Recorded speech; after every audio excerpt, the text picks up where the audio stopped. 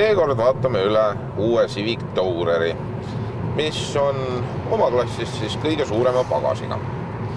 Muidugi, kui mulle tuleb meelde Civic või kui ma üldse mõtlen Honda peale, siis esimese asjana meeldivad mulle väiksed mootorid, millel on hästi palju jõudu ja üldjuhul on need ka ökonoomsed.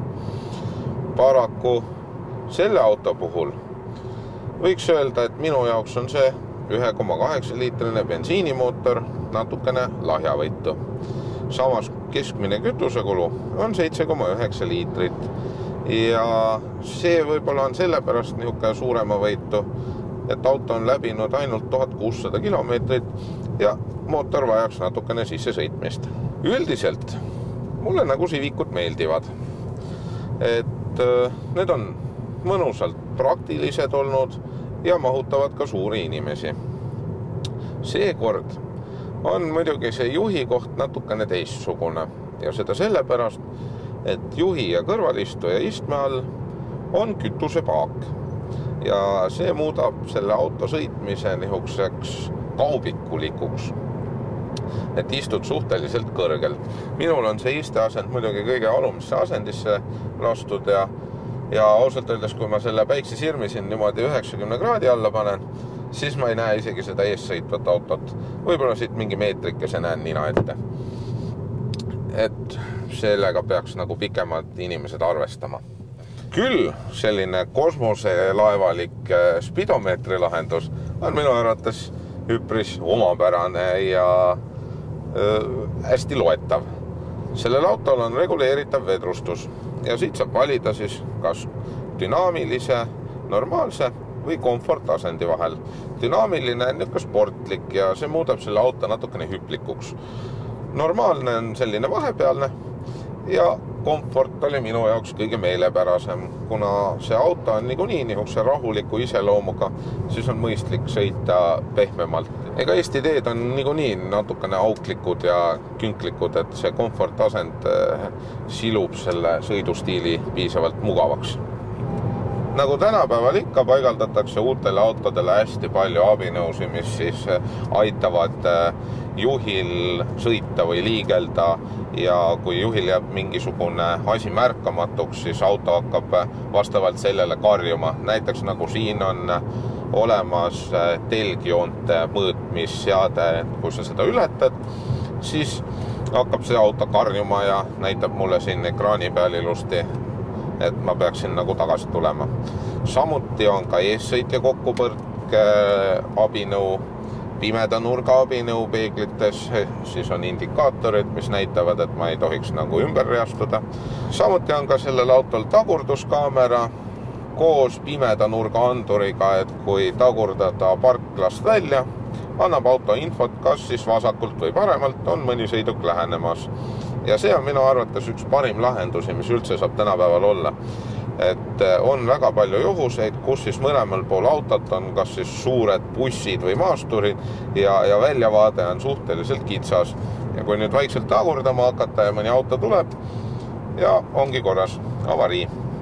Ja sellisel juhul jääb tavaliselt süüdlaseks välja tagurdaja. Selle päiksepaistelise ilmaga testisõidul panime tähele, et seda spidomeetrit on väga hea ja selge lugeda.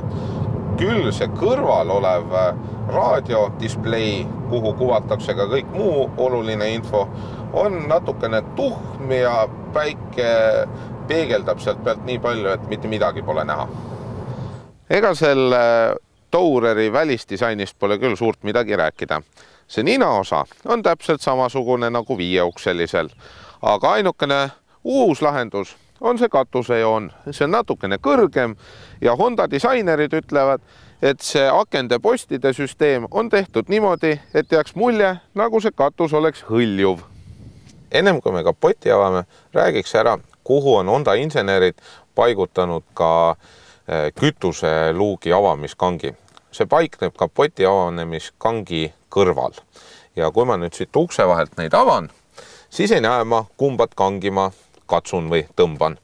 Ja see on tegelikult natukene ohtlik, et kui ei pane tähele, et ma oleks kapoti avanud või olen kapoti avanud ja sõitma lähen, siis see kapott väriseb ja see ei ole nagu eriti hea. Kui ma selle kapoti esimest korda avasin, oli minu jaoks üllatus see mootor, mis siin all on.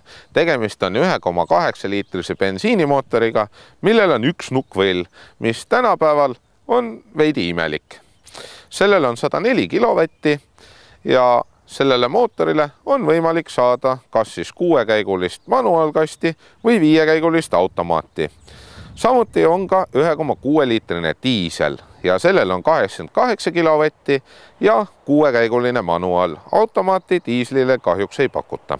Selle auto puhul on väga lihtne aru saada, millist varustuspaketti kasutatakse. Kui siin on mustad katuserellingud, siis on kasutusel soodsamad paketid, kas siis komfordi või elegantsi näol. Kui on aga hõbedased katuserellingud, siis on autol rohkem varustust ja sellisel juhul on paketid kas lifestyle või executive. Jõudsimegi selle auto kõige tähtsama kohani ja selleks on kõik, mis peitub selle luugi taga. Siin luugi taga on normaalasendis 620 liitrit pagasimahtu. Kui nüüd need seljatoed alla lasta, saab hästi mõnusa sileda pinna ja siis on 1668 liitrit. Kui te tavaliselt olete harjunud nägema meil pagasites filmimistehnikat, siis seekord me ei ole seda kuhugile välja tõstnud, vaid peitsime siia põhjakatte alla. Ja siin all on 117 liitrine auke, kuhu sisse võib mahutada erinevaid pagasis olevaid asju. Samuti saab ka selle siia niimoodi konksuga kinni panna ja siis see kuku pähe. Siia alla saab peita selle võrgu ja siin on ka muidugi kõik need kompressorid ja vahupudelid, kui rehv peaks katki minema. Siin on veel väike taskukene ja siin nurga taga ka veel koti kinnituskonks. Üle pika aja olen sattunud auto tagaistmele, kus mina oma 182 sentimeetrise pikkusega ei puuduta lage. Küll muidugi see laejoon keerab siit natukene alla ja kui ma sirgelt istun, siis võib mu pea vastu seda äärt, ma ei tea, kas auklikul teel äkki pihta minna.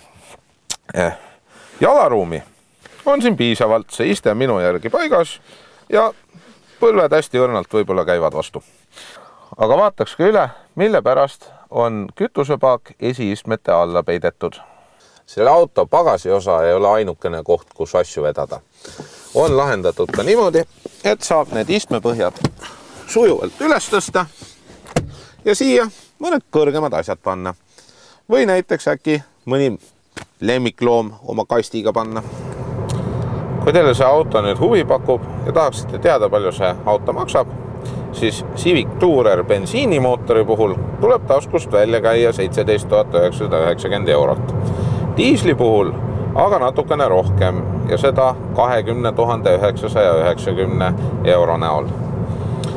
Kui teil on huvi Civic Toureri alternatiivide vastu, siis võite vaadata Kia Ceedioale, Hyundai i40, Toyota Auris Tourer või Touring Sport, Mazda 3, Volkswagen Golf ja ma võiksingi seda nimekirja jääda lugema, sest tegemist on tõsiselt suure valikuga.